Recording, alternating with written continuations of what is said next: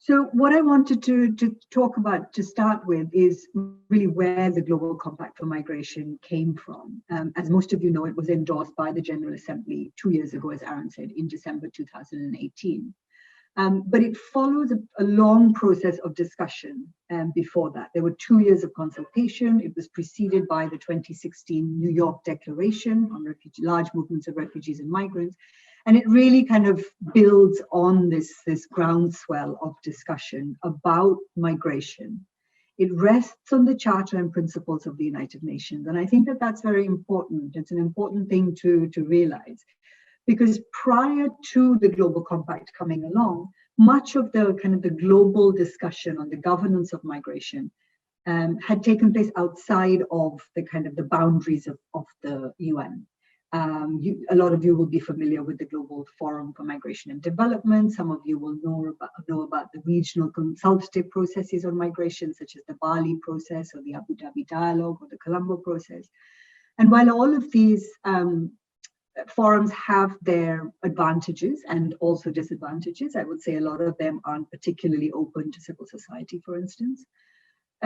What they don't have in common is a overarching normative framework. What brings us all together within the UN isn't just an institution, it's a place. It holds these standards. And so I think it's very important that the GCM acknowledges specifically upfront that it is rested on the Charter and principles of the United Nations, that it's premised in international law and standards, on the SDGs, but also that it has a very comprehensive view, 23 objectives with a 360-degree vision of migration. And again, I think that's important to remember as we go through this discussion, because in all of the work that you do, you will find something of relevance to your work in the GCM.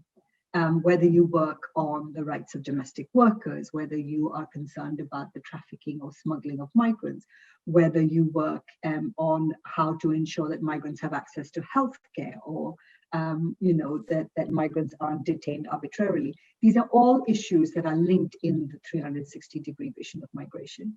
And it's also, just to finish, it's about improving cooperation. So it is about the getting governments to sit down together, not just to see migration as an issue just for them, but we know, because we move as migrants, we have countries of origin, some of us go through transit, and we're living in countries of destination, and that there are links between these. And this is what the Global Compact for Migration calls on governments to improve their cooperation.